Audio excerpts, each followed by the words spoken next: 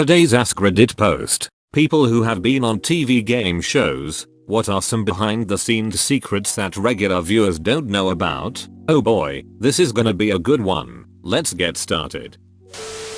I was on Cash Cab. You can't just hail a cab in New York, which turns out to be the Cash Cab. There is a vetting process, but you don't know you are going to be on the show, so the reaction is genuine. Also, there is a lot of awkward silent time while he is listening to the producer in his ear. There is a cameraman riding shotgun unseen on TV. The money he gives is prop money for TV. They mail you a check after the show airs. Ben Bailey was genuinely a nice guy. Super cool. Love that show. So how did they know you were going to be on the side of the road? What was the vetting process like? I guess I'm also wondering how you were genuinely surprised if you were already vetted. I signed a non-disclosure agreement, so probably can't go into it too much. But they tell you that you will be on a different show. They hail you a cab when the production van breaks down and you wind up in the Cash Cab. Same thing happened to my sister, but instead of the Cash Cab she was on fake taxi. Source: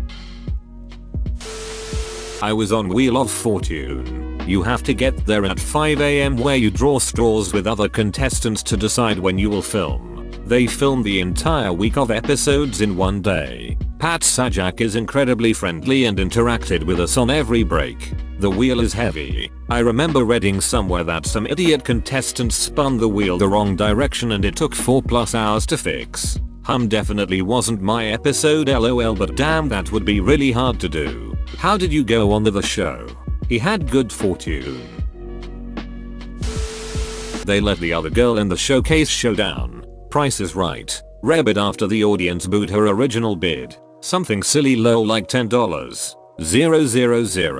When it aired, they cut her original bid and showed only her second winning bid. I lost.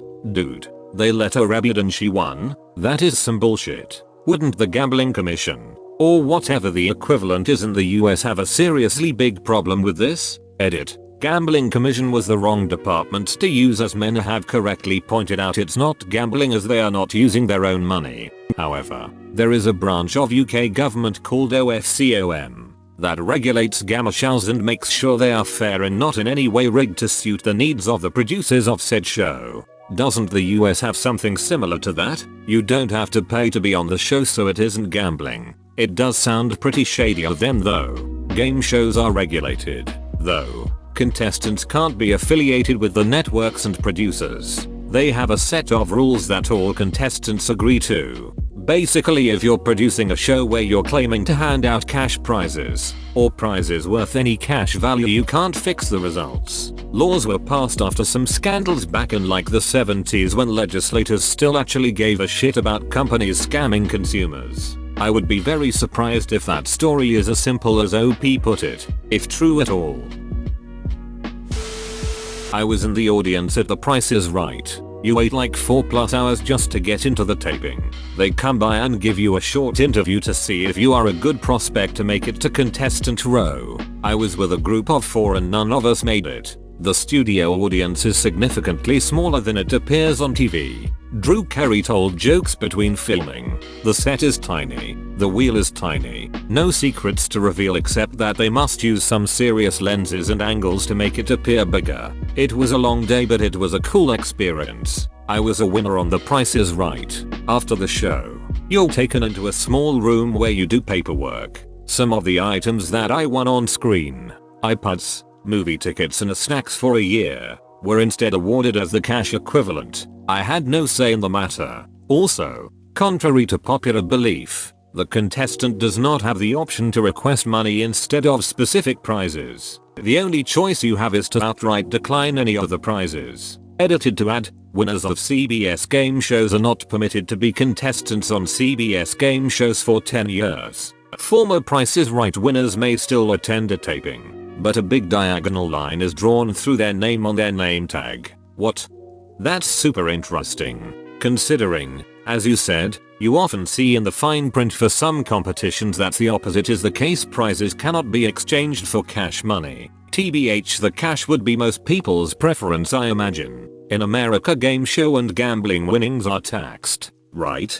Guess it would be easier to give people money than an item they then have to spend their own money on for taxes. Correct. The value of all of the cash and prizes were taxed as additional income. You know, I never once considered this, but maybe the reason that some of my prizes were converted to cash was to give me the money to cover the taxes on the other items.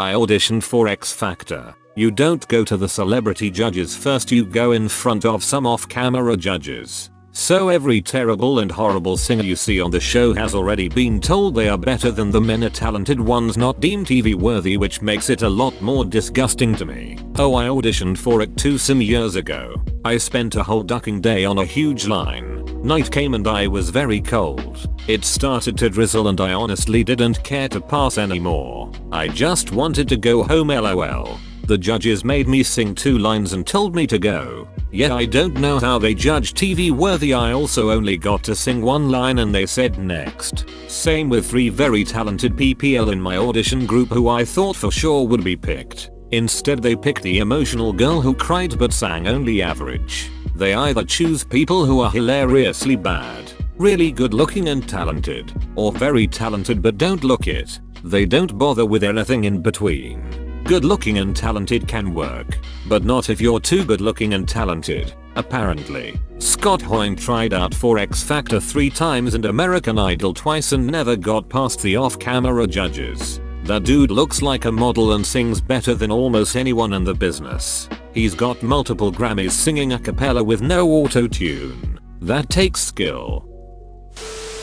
Was in the audience at a Food Network taping and Iron Chef America really is a 60-minute competition. That's not fudged. The judging on the other hand takes forever. What I never got is how the food doesn't get cold while waiting. Not sure if Iron Chef is the same, but on MasterChef the judges almost always taste the food cold. It goes straight into the fridge after the challenge has finished, and isn't brought out until the kitchen has been cleaned. On MasterChef, or at least 2 facts on MasterChef that I read somewhere. Can't remember the source so don't quote me on this. The dishes the MC contestants make are normally stone cold by the time they get to the tasting table. So the judges usually taste the elements of each dish as they are walking around the kitchen during the cooking stage. This allows them to have some idea of how the finished dish will taste as well as see their proficiency with kitchen equipment. Basic OJT, on-the-job training, is conducted before a restaurant challenge, as well as when there are specific techniques involved, egg soufflé or mise en place. That's often why even if contestants complain that they've never done something in their life, they still manage to produce something at the end of the challenge. OJT, edit. He added on the job training as the explanation. Thanks Unitamansplainer for spelling that to me. They tell the audience to clap and cheer and they film that to edit it in during appropriate events. If we didn't cheer or clap loud enough, they had us retake it. The same goes for grimaces, negative reactions and shock surprise. I went to a taping of a comedy special and they had us run through numerous laughing, cheering, and cringing scenes before it even started. I watched the special and all the audience reactions were from the pre-show taping. I suppose that cuts the number of cameras and cameramen needed in half. Yeah, and assures them of having just the right reaction shot for just the right moment. Was on a MTV game show called Fist of Zen on MTV. Basically a group of people subjected to painful and nauseating tasks for cash. We won every round but the producer asked us to purposefully fail one to change things up. Despite losing one round we were still paid the full prize money. Dude, I remember that. And you had to be quiet too during the whole thing if I recall correctly. I thought that was called Silent Library. That show was wild. Originally was a Japanese show, then they modified it for US audiences. I recall an episode where a guy had to French kiss a catfish for 30 seconds and the friends had to stay silent. They had a little trouble with this one, face rolling on the floor laughing. I'm from England and had no idea there were Japanese and US versions also, haha. My teacher was on Wheel of Fortune Australia and he won a life supply of WD-40. It turns out with average usage a can of WD-40 lasts 20 years. So a life supply is 4 cans. You win a lifetime supply of hammers. Here's one hammer. Seriously, how does one break a hammer? With a hammer, of course. Yes. But then if you only have one hammer, that's a lifetime supply. If you have 2 hammers, you need to get more to have a lifetime supply. My wife got a tattoo on a tattoo competition show. They gave her headphones to wear while she was being tattooed, but she wasn't allowed to actually plug them in and listen to music. Pure product placement, lol. Other than that, it was a really good experience. Producers worked with her for several weeks leading up to and made sure she got a tattoo subject and style that she wanted. Is there a reason she couldn't play any music through them? Maybe I'm stupid. But if you want to sell something, might as well allow the person to use it and show it so everyone can see that it's working and shit, don't you think? My guess is if she's not listening to anything, they can avoid audio bleed and also communicate with her much easier. And they don't want to have to pay rights fees if some of the music becomes audible on the show. Producers keep an eagle eye on contestants throughout the day, even escorting you to the bathroom. This is because of the quiz show scandals of the 1950s. And because the whole week tapes in a day, you have to bring 4 changes of clothes with you, all in solid colors so the patterns don't bleed on camera. This was the 80s, so recording technology may have improved since then. It hasn't. Patterned clothing, especially checks and small stripes, still causes moire effects on screen. Source: have worked in live production for 12 years. That's what it's called? No one even believes me when I tell them that patterns go weird on screen. I was starting to doubt my sanity more than usual. Yep. Camera sensors and TV screens monitors have sensors in rows and columns. As the grid of a pattern or stripes on an object is projected by the lens onto the sensor, the lines pattern don't line up with the grid of the sensor, and that's what causes the artifacts, called moire. You can sometimes see the same thing in person if you try to line up 2 pieces of window screen on top of each other. Musical notes: when a grid's misaligned with another behind, that's a moire. Musical notes.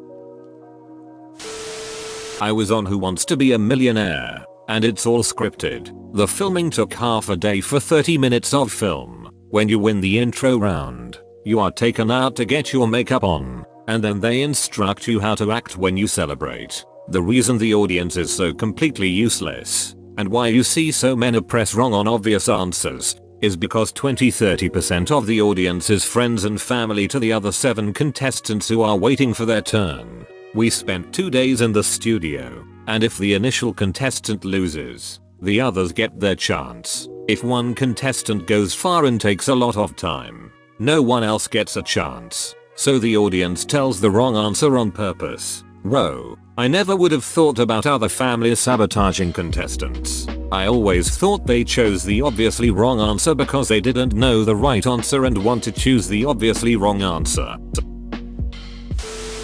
In Deal or No Deal, only the interesting people get picked. If you are outgoing and excited, you've got a high chance of being selected. Also, if you appear to be their target contestant, but turn out to be a dud, then I think they have the option of not putting you on air and no prize for you. Whether that is a threat they follow though with or not, I'm not sure. They have the option of not putting you on air and no prize for you. Whether that is a threat they follow though with or not, I'm not sure. No way. That would definitely be fraud. Game shows are pretty strictly regulated and they can't just choose to not give you money that you won. Yep, they can't just award you a prize on film the same way they do every contestant then take it away. But they can definitely afford to pay some asshole and not air the clip. The show isn't about giving away money. It's about making advertisement revenue. I was part of the paid audience for American Ninja Warrior. I was actually with a vegetarian group that collected the money earned for charity. So that was cool. What wasn't cool was getting downtown at midnight, for there to be hundreds of bats flying around and a 2-hour delay. We were only allowed to wear certain colors, no logos, and yeah, they did take the audience cheering booing to edit and later, which was honestly a good thing because at around 3 AM, most of the audience started leaving. The stands were empty, so they had us moving down the course as they filmed to make it look more full. Haha. I got to meet a couple of the warriors. We all were on TV, and we nabbed a sign from the set. Overall was fun. I was a crowd extra on the movie Varsity Blues and the experience was very similar. I was 15 and it filmed at my high school football stadium, so it was an excuse to stay about all night with my friends. We got free food from the concession stand all night. I got 3 free t-shirts, 1 for sitting on the home team side, 1 for visitor team, 1 white, 1 for variety. We all moved to a new part of the stands for every shot, so it looked like the stadium was full. I never spotted myself in the movie, but I do know James Van Der Beek can't throw a football worth shit. Ah, howdy there, from a fellow former Georgetowner. Between this and Dazed and Confused from a few years earlier, I ended up convinced as a kid that Georgetown was some kind of sparkly movie magic hotspot of a city. Been on a few in the UK, most notably The Chase. In all honesty, there's little in the way of secrets. I met my team on The Chase that morning in the hotel waiting for the taxi. On one show we were kept apart from our opponents, probably to stop colluding about splitting or stealing. Another was just a long wait in the green room waiting for other episodes to film. As other people have said, clothes are important. No logos, solid colors, no solid black or white though. Had very little interaction with hosts other than between takes or when they introduce themselves before the show. They have a job to do, so can't just spend time shooting the shit with you. That being said, Bradley Walsh was really nice. Oh, Ray the Chase. You and Bradley legitimately have no idea which chaser you will face.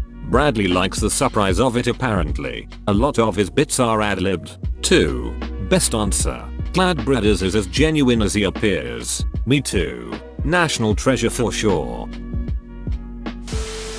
When I was a kid I went to family game show with my uncle. The theme of the show was animal life, so it featured interviews, musical performances, etc. In between the questions we had to answer. None of that was shot in the order you see on TV. We shot questions and answers all in one go. Everything else had already been shot before and they used sound effects to make you think it was sequential. I was on one that required like 30-second shot. Don't quite remember of the contestants scrambling around picking up the supplies they want. Turns out we didn't need nearly that long, but they had us continue to scramble and push through even though there was plenty of space and no real rush. Yeah, they needed that rush or else it wouldn't be nearly as dramatic. Bingo. For my 19th birthday, we went to a Jerry Springer taping. This was about 12 years ago when it was still in Chicago. It's faker than I thought but far more entertaining than seeing the occasional episode on TV. The guests are smaller time actors trying to get screen time in. One was actually an eloquent British woman but her character was supposed to be a gutter dyke. Not sure that would fly nowadays. Most of what's filmed is never used and you also get tired from non-stop clapping. However, during breaks they show live marionette sex scenes and also give beads to women if they go topless. These are audience members. You're also encouraged to antagonize the actors on stage with one-liners. 10/10 would never go back but it was fun. Not me but my uncle's friend went on Big Brother this year and was a completely different person. They made him the villain of the show, which is completely different to him in real life. He's actually a really nice footy bloke. I'm a huge fan of Big Brother. Can you share who it was? I'm very curious. It was Matt. Big Brother Australia BTW. I liked Matt on this year's Big Brother. It was obviously heavily edited. You barely saw the housemates compared to other years. I was in the audience of a game show and the host didn't interact with us at all. Instead, to keep the audience spirits up they had this guy joke around with the audience between shows. I think it was 5 shows in one day or something. He was funnier than the host. Actually, they're called warm-up comics. They're everywhere from game shows to sitcoms. In Pete Holmes' sitcom Crashing, he gets a job as a warm-up comic for a Rachel Ray cooking show. Good series. Not exactly a game show, but Conan plays awesome indie alt-rock during commercials and the Proshell.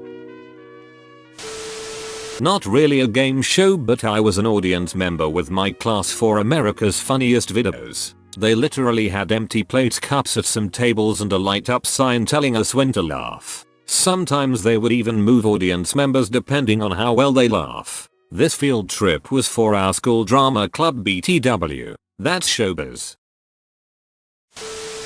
I was a contestant on The Price is Right. They don't choose people at random. They interview everyone in the audience for about 30 seconds earlier in the day and decide who to pick based off that. Back in the old days, Bob Barker used to personally select the contestants. He'd meet and greet everyone in the studio audience, and he'd use a different phrase to tell the PA to write down the contestant's name. My mom went to a few tapings when I was a teenager and told me that if she won a car, it was mine. She came home from one of the tapings in a shiny Mustang, and I about shit myself. She kept me going for a while until finally telling me that she'd borrowed it from one of the ladies she went with. Well, Mayo, your mom was a riot.